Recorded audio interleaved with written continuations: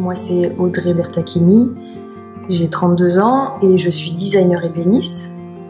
Et je m'occupe de tout ce qui est conception ébénisterie pour les fourgons aménagés sur mesure que l'on propose. Moi, c'est Maxime Renou, j'ai 26 ans. Je suis menuisier ébéniste de métier, j'habite à La Baume en Sud-Ardèche.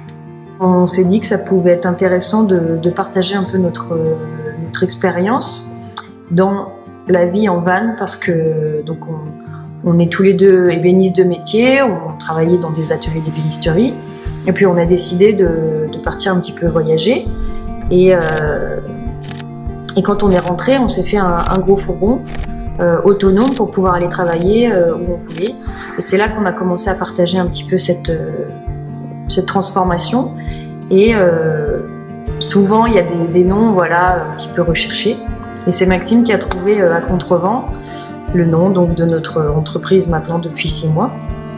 Et ce que je trouvais intéressant, c'est que à Contrevent, donc ça veut dire aussi à contre-courant, ça veut dire prendre un chemin différent et ça va bien avec cet état d'esprit du fourgon aménagé, de la vie en van, du voyage en van qui va être l'idée de prendre le temps, de prendre des chemins différents et d'apprécier la nature, voilà ce genre de choses. Donc ça collait bien avec notre tempérament et ce qu'on avait envie aussi de projeter dans cette entreprise.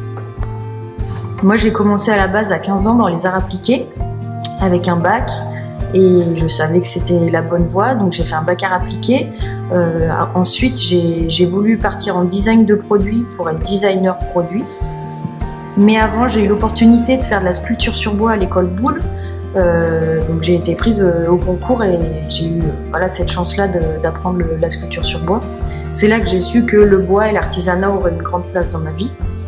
Mais j'ai quand même fait les études de design produit en BTS et ensuite diplôme supérieur d'art appliqué, créateur-concepteur à Lyon pour avoir vraiment un bagage de designer.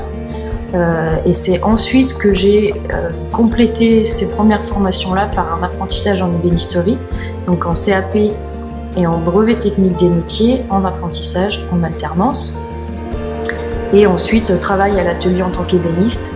Et grâce à ces palettes de formation, je peux aujourd'hui être conceptrice dans les fourgons et ébéniste. J'ai commencé quand j'avais 14 ou 15 ans, sorti de collège. Donc je suis parti en premier temps en bac pro menuiserie, en scolaire. Donc là j'ai pu passer mon BEP de menuisier et puis mon bac pro.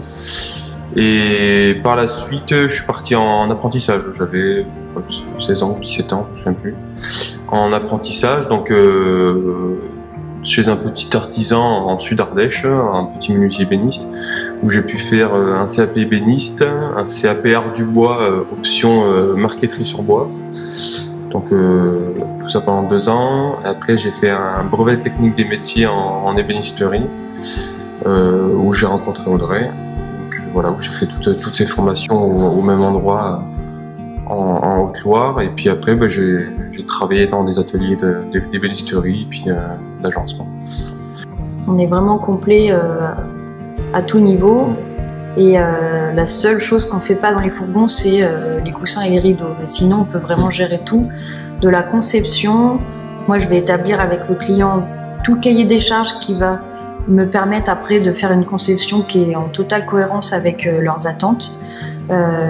Mes conceptions 3D me permettent à moi d'anticiper tout ce qui va être technique, normes d'homologation aussi, faire en sorte d'agencer l'espace pour qu'il soit le plus fonctionnel possible. Et le client, lui, va avoir des visuels qui font qu'ils arrivent vraiment à se projeter dans leur futur aménagement, de la fonctionnalité jusqu'à l'esthétique.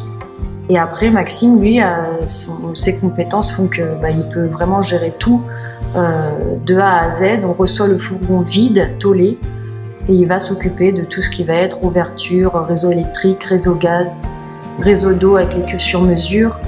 Et à partir de ce moment-là, voilà, on travaille en collaboration de A à Z jusqu'à l'homologation et la livraison du fourgon.